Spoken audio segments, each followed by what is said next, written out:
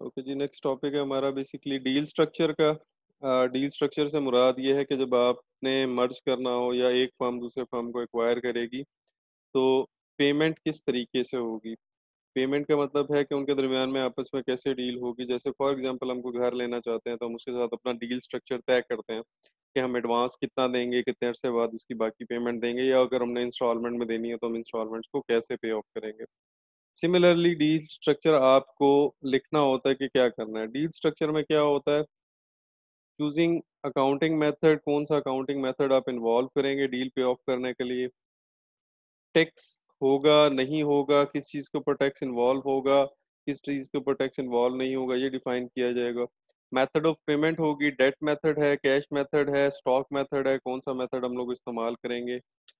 Premium हमने देना है या नहीं देना। प्रीमियम से मुराद क्या है, जिस फर्म को हम एक्वायर कर रहे हैं उसको अगर हम उसकी मार्केट वैल्यू से ऊपर पैसे देते हैं, लेट से एक फर्म मार्केट में 70 की ट्रेड हो रही है और हम उसे 75 के हिसाब से पर स्टॉक पेमेंट करते हैं, तो 70 और 75 के दरमियान जो ₹5 का गैप है वो बेसिकली प्रीमियम है।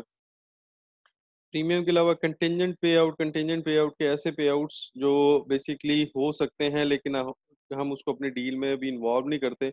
एट द राइट मोमेंट, यानी ये जब टाइम आता है वो आपके सामने आ जाता है और आपको उसको पे करना पड़ता है, इसलिए हम उसको कंटेंजेंट पे आउट्स कहते हैं। इसका अकाउंटिंग एस्पेक्ट क्या है। अकाउंटिंग एस्पेक्ट बेसिकली डिफाइन करता है FASB, financial accounting standard board. ये लिखा हुआ है जी, फाइनेंशियल अकाउंटिंग स्टैंडर्ड बोर्ड।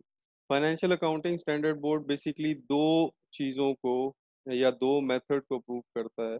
पहला मेथड है हमारे पास pooling of interest method. Pooling of interest method हमारा बेसिकली हिस्टोरिकल कॉस्ट के ऊपर होता है। हिस्टोरिकल कॉस्ट के ऊपर हमने उसकी पेमेंट्स करनी होती है। नेक्स्ट जो मेथड है वो बेसिकली परचेज मेथड है।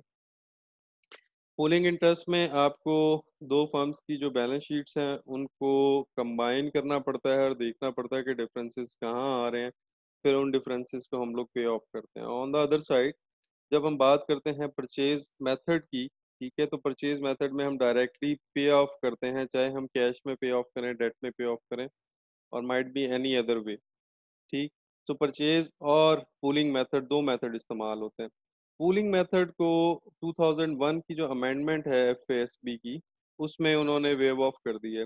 वेव ऑफ इसलिए कर दी है क्योंकि इसके अंदर गुडविल शामिल नहीं होती। जब भी हम पूलिंग ऑफ इंटरेस्ट की बात करते हैं और हिस्टोरिकल कॉस्ट की बात करते हैं, लेट्स से मैंने एक कंपनी बनाई, उसके एसेट थे 10 मिलियन के, तो हिस्टोरिकल कॉस्ट के मुताबिक वो 10 मिलियन के एसेट 10 मिलियन के ही होंगे, बिकॉज वो मेरे पास मेरी बैलेंस शीट में लिखे होंगे। लेटर लेटर ऑन उस फर्म ने कितना ग्रो किया और उसके अगेंस्ट उसकी कितनी गुडविल क्रिएट हुई, पूलिंग इंटरेस्ट मेथड उसको इन्वॉल्व नहीं करता, इसलिए फाइनेंशियल अकाउंटिंग स्टैंडर्ड बोर्ड ने इस मेथड को एलिमिनेट कर दिया। ठीक है। लेकिन अभी भी ये मेथड कहीं ना कहीं किसी ना किसी तरीके से इस्तेमाल होता है, यानी इसके कुछ पोर्शंस इस्तेमाल होते हैं, एज इट इज़ ये पूरा मेथड अप्लाई नहीं होता। पूलिंग इंटरेस्ट मेथड है क्या, हम इसको देख लेते हैं कैसे करना है और किस तरीके से होता है। ठीक। पूलिंग इंटरेस्ट में एक एग्जांपल दी हुई है कि दो फर्म्स हैं हमारे पास, एक का नाम डाउ केमिकल है और एक का नाम यूनियन कार्बाइड है। ठीक है। यूनियन कार्बाइड जो है बेसिकली जो सेकंड फर्म है, इसको परचेज कर रहा है डाउ केमिकल। जब डाउ केमिकल इसको परचेज करेगा और इन्होंने मेथड आपस में डिफाइन की है पूलिंग इंटरेस्ट का, कि हम पूलिंग इंटरेस्ट के मेथड के थ्रू डाउ केमिकल यूनियन कार्बाइड को परचेज कर लेगा। अब प्रोसीजर क्या है, the methodology is basically very simple.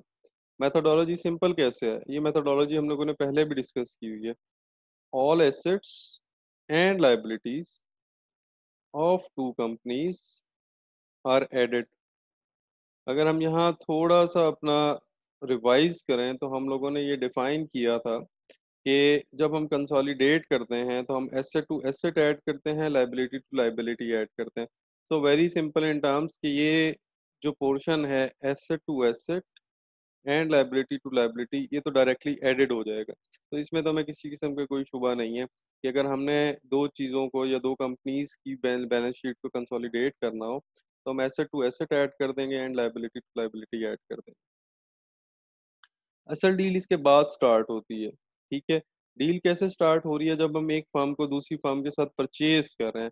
जब हम कंसोलिडेशन देख रहे थे तो हमने देखा था कि ए पेरेंट फर्म ने चाइल्ड फर्म में इन्वेस्टमेंट की हुई थी, अभी इन्वेस्टमेंट नहीं है।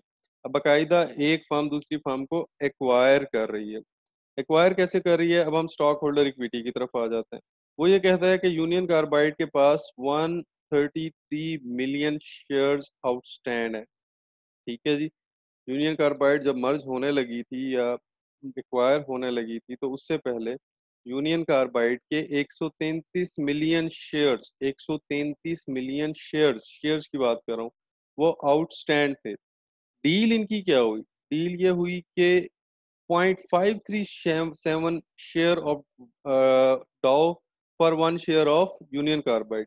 यानी यूनियन कार्बाइड का एक शेयर जो है, जो कन्वर्ट होगा डाउ केमिकल में, वो कन्वर्ट होगा 0.537 का। यानी 133 मिलियन शेयर हैं। अगर हम उस 133 मिलियन यूनियन कार्बाइड के जो शेयर्स हैं उनको कन्वर्ट करें डाउ केमिकल के शेयर्स के अंदर, तो डाउ केमिकल का एक शेयर होगा 0.537 का और यूनियन कार्बाइड का होगा 1 शेयर। तो अगर हम यूनियन कार्बाइड के 133 शेयर्स, यानी ये जो हमारे पास लिखे हुए हैं 133 मिलियन शेयर्स को इससे मल्टीप्लाई करें, यानी 0.537 एज पर डील, तो जो टोटल नए शेयर डाउ केमिकल को इशू करने पड़ेंगे वो 71 मिलियन होंगे। यानी अगर आपने यूनियन कार्बाइड के 133 मिलियन शेयर्स को रिप्लेस करना है मार्केट में, तो डाउ केमिकल को 71 मिलियन यानी 71 मिलियन न्यू शेयर इशू करने पड़ेंगे। 71 मिलियन जो शेयर्स डाउ केमिकल ने इशू करने हैं, ठीक है। अब वो किस तरह इशू करेगा? वो इशू करेगा, 71 मिलियन शेयर्स मार्केट में आउटस्टैंड करने हैं डाउ केमिकल ने। डाउ केमिकल का एक शेयर 2.5 मिलियन का है, तो डाउ केमिकल के टोटल शेयर कितने हो जाएंगे in terms of million rupees? 71 million shares multiply by 2.50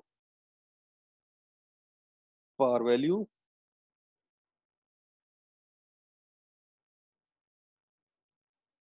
ये टोटल अमाउंट हमारे पास बनी 177 मिलियन डॉलर्स।